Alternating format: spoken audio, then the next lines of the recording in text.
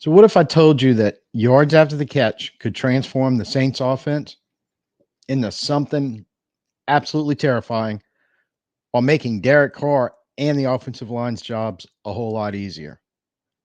I'm Tim. Let's talk Saints. I want to play about a 3-question long, little over a minute clip of Chris Olave um, being interviewed in a Q&A after one of the practices a couple weeks ago. It brings up a couple important points we do need to talk about before we get into yards after the catch. System. I love it, man. It's a great offense for the playmakers that we have. The West Coast offense that San Francisco ran. So we got a lot of playmakers since my first year. So it's to be able to use them, and with a lot of pre-snap motion, a lot of different things that we haven't ran in the past. They bring here. So I'm excited. What do you think some of that'll be able to bring out of your game as you keep trying to level up and everything? Just being more explosive, probably more yards per catch with the space that he's putting us into. The more yards at the catch, more explosive plays for not just only me but Shaheed and AK and Taysom. So I'm excited to be able to be in the system. Pretty straightforward. He's talking about the West Coast offense, getting in space, their use of motion. I'm getting to the point where I'm just calling it trickeration, where they do a lot of eye candy, like we said, motion, play action, RPOs, run, throwing the ball while the offensive line is selling a hard run fake, even sometimes without actually faking the handoff or the pitch to a running back like a normal play action would. All that stuff creates space. But it's the second part that I really cocked an eyebrow on and took a look at when he was talking about yards per catch and yards after the catch. And in just a minute, I'll pull up something, went and looked at some numbers that I found kind of eye opening. And what he's talking about being explosive, and I think there's a lot of guys on this team that since you get them the ball in their hands, they can be explosive. What it's going to add to an already pretty good offense that I thought was there to some degree, but like I said, I looked at some numbers and kind of, maybe it wasn't. I do want to play the last little part of this, and then we'll talk some numbers and talk some nuts and bolts. I assume you think you guys can be a lot more explosive than you have been in the last couple of years? Oh yeah, of course. It brings a lot of different things, you know what I'm saying, in the playbook, but just accountability, I feel like that's going to lead us to success. Feels like accountability is gonna lead us to success. Since that was like the follow up answer to the follow up question over the meat of what I really want to talk about that he mentioned and brought up and kind of made me think about some stuff. I'm glad he ended it with accountability. Been hearing over and over and over and over that word. We've heard it in the past, sort of, last couple of years in the average malaise we were in. But now we're hearing players, coaches, and everybody talk about it and also talk about how they're being accountable, at least so far. And a little further in the interview, he mentions he did do a lot of work on the offseason to improve his yards per catch because he realizes how incredibly important it is in this offense. So this is kind of what I wanted to bring up briefly because he was talking about yards per catch as well as yards after the catch and improving both. And kind of the opinion that I didn't think it was a huge big deal. But I know there's more than a couple websites that kind of get into the analytics of it, and they'll talk about yards. Typically, they call it yards before catch, YBC, just meaning that's how far the receiver ran down the field. And you kind of think about it that when he actually catches the ball, that's a 0, and everything before that's before the yards before the catch, and then you add everything after that as the YAC or after the catch.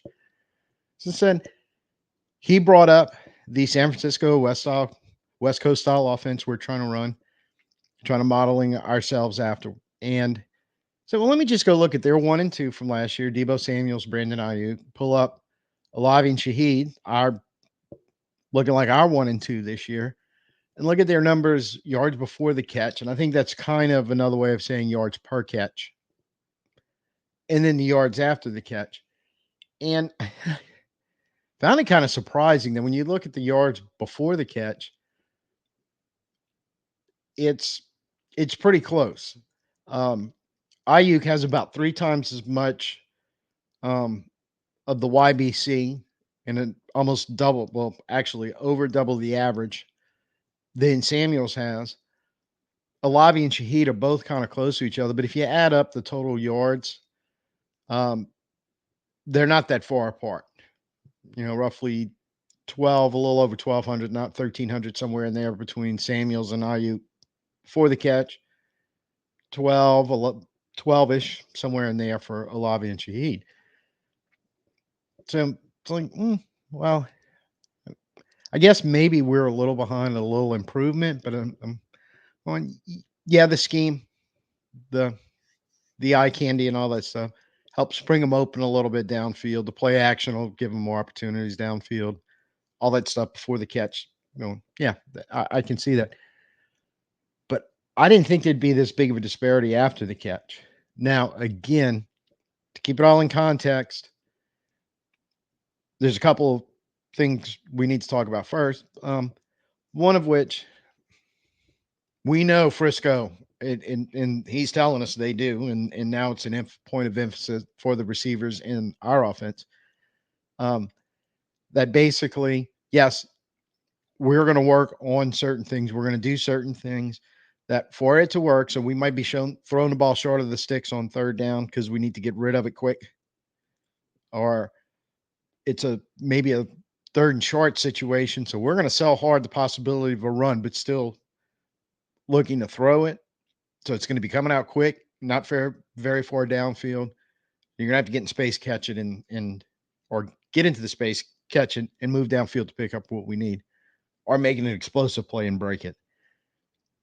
The other thing is, I do not know.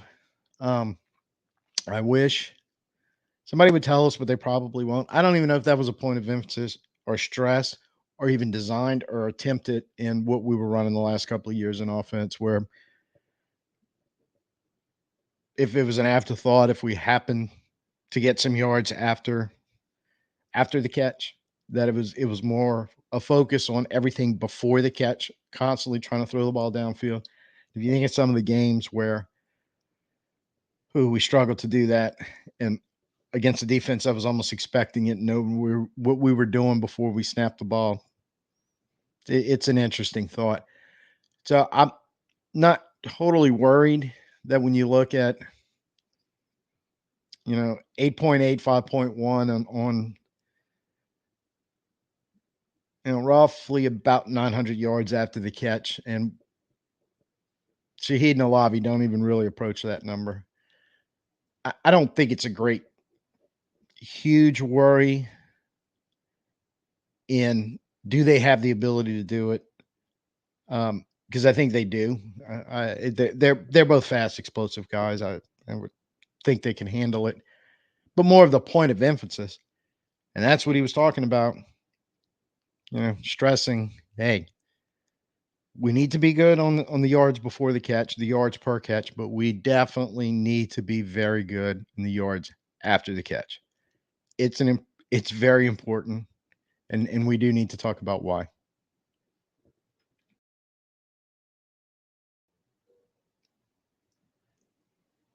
So look, wrap it up really, because it's a easy concept when you think in yards after the catch. Not exactly the easiest thing to do, but you got to want to do it, both in the scheme and the player's ability and want to do it after they catch the ball. But why this is so important, I mean, it really boils down to two very important concepts we've talked about in previous videos. And in fact, one each from each of the previous two videos. Because if you think back to when we were talking about elite corners, and I mentioned that one of the things that makes corners elite in this modern version of the NFL the fact that it's almost impossible for them not to get caught in a situation where they give up a play. But like we said, what makes them elite is they make way more plays than they get caught. But the second thing is when they get caught, they don't back down. They're not going to start conceding throws or backing off or anything like that. However, if you look around a lot of NFL defenses we've seen the last few years, you will see that a lot where corners and even some of the other defensive backs, safety, slot corners, whatever, kind of laying off and not really contesting throws until the throws start getting into intermediate or downfield areas. Almost kind of like a weird read and react. And I think it boils down to two things. One, they just don't have the defensive backs to be able to do that. So when they run up against, think about a Shaheed or an Olave and a lot of the defenses we saw last year. And I understand now why, going, we're just not letting you blow us up over the top. We're going to try to do everything we can to not allow that to happen. If you want to catch it up there, fine. We're going to try to tackle you before you can gain yards. Numbers we were just looking at least compared to a team like Frisco, who does the YAC thing very well, I can see why. I think back to the Houston game, the end of that Houston game. I mean, it was the equivalent of trying to knock down a brick wall by headbutting it, because they just decided we're sending the house every play at that Saints offensive line and at Derek Carr, and we're just going to take everybody else and sell out to stop the deep ball. And what we did constantly was send a bunch of go routes downfield. We didn't win that game. Everybody remembers that last drive. Kind of remember, bitching about it afterwards, and they were giving you underneath throws and short throws and not taking them. And this is why a little while ago I mentioned, was it even a concept? Was it ever even a thought?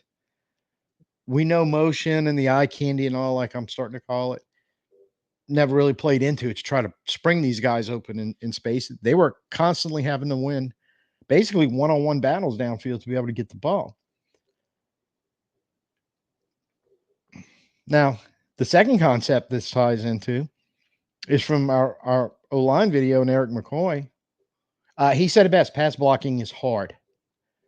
The guys in the podcast started laughing. I kind of laughed a little bit. Yeah, it's hard, but look, it's hard. And he said dropping back 30, 40 times a game forces the O-line to be almost perfect in all their techniques on one-on-ones across the line to be able to give the quarterback time to throw it. That is an incredibly hard ask. Now, there's some really great offensive lines out there that can do it. But if you don't have the line that can do it, why do you keep asking them to do it? In this offense, it's more predicated on, we're going to try to figure out ways so we don't have to ask you to do it a whole lot. You will be called upon to do it at times. But like McCoy says, I don't think Frisco doesn't want to get anywhere near 30 dropbacks in a game. I think if they do, they're in trouble. So, and when you stop and think about one of the things that we know Carr can do well, he's shown this throughout his career, but especially when he was running that West Coast offense with the Raiders, with Gruden and Greg Olson, is to get rid of the ball and get it to receivers that are open. And you do it in the intermediate, especially, and still be able to hit plays downfield. It's kind of what Frisco wants to do. Now, we use the short, and I imagine we will use the shorter routes more this year. But in the intermediate, they will take their shots downfield. I mean, I've again a third video that I've done on the Frisco offense and how it could translate to what the Saints want to do. Yeah, you start seeing once everything else they have is working, it ain't nothing for them to throw a ball deep downfield and hit. Obviously, when we're looking at the numbers, Brandon Ayuk comes to mind, catches a lot of balls downfield and makes plays with it. So I knew, and I think everybody does because it gets talked about a lot. And look, we haven't mentioned Miami and Houston, which are, you can go look at, because I just didn't put it on the little graphic. Very similar to what Frisco's doing with their both yards before the catch and yards after the catch. They're both pretty good numbers. But really, when you think about what they're trying to do after the catch, just trying to take that pressure off their quarterback and off their offensive line. Because I mean, stop and think about it.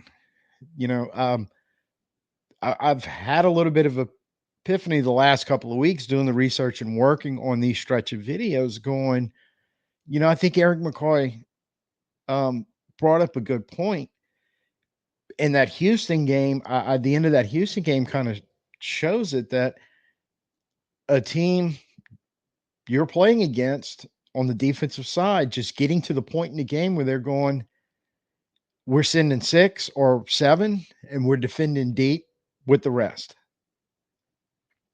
Man, try to do that against Frisco. And you thinking about Deebo Samuels or Christian McCaffrey or any of those guys getting loose on the intermediate, playing with fire. So I think it is a point of stress because kind of the more I think about it in the last couple of weeks, that Houston game I think was just really one of the games last year that drives home this point. To win that game on that last drive, we were asking Derek Carr, 5 offensive linemen, to be perfect on every snap while we were trying to throw the ball. And then we were asking basically on every play, all of our receivers we were sending out in the route to go make a contested catch downfield against the defense who had decided we will give up any catch except one downfield.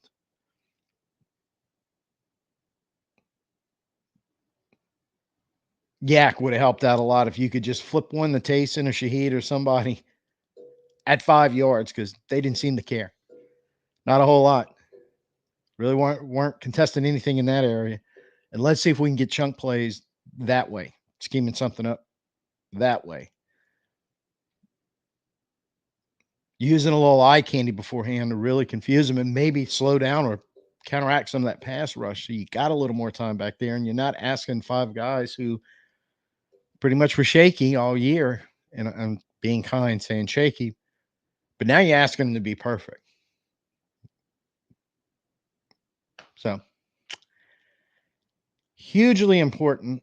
But I think, Chris Olave talking about we need to add this to our game. We need to do it. We have explosive players. He mentioned himself and Shaheed and AK. Hopefully he will be on time in camp. Taysom, but still, Kendre Miller, Bub Means, just keep going on down the list of those guys going, yes, we have to be good after we catch the ball. When you're looking at Deebo Samuels, number was 8.8. Whew, yeah, that would be awesome. But Brandon Ayuk's thrown up a 5.1. Both of those are higher than our 2 number 1 guys. So, I mean, just think the additional yards, plays, and possible touchdowns. If Shaheed and Olave can just move from their 3 and their 4 up to 6 yards average after the catch. You're basically doubling the yards after the catch. You double the yards after the catch. You're starting to approach what you had in yards before the catch. That's Brandon Ayuk and Deebo Samuel's numbers. So very important. And I knew it was important. Didn't understand how important. But I do now. I think they do. Definitely Kubiak and the coaching staff does, because now I understand why this is such a stress point. So tell me what you think. Drop me a line in the comments about, am I right on the relationship between adding yards after catch and not only getting the offensive numbers with the receivers or the pass catchers in general up, but how setting the plays up for a shorter pass, expecting more yards after the catch to advance the ball, pick up first down, score points, is going to help our quarterback out a lot and really help out our offensive line a lot. So if you agree with that one, definitely bang the thumbs up. But at any rate, I'm glad you joined me today. Make sure if you're not a subscriber, go ahead and hit that one for me. Notification. You'll always know when we've got something coming at you. So thanks for being here today. And until next time, I'm Tim. Peace out. Who dat?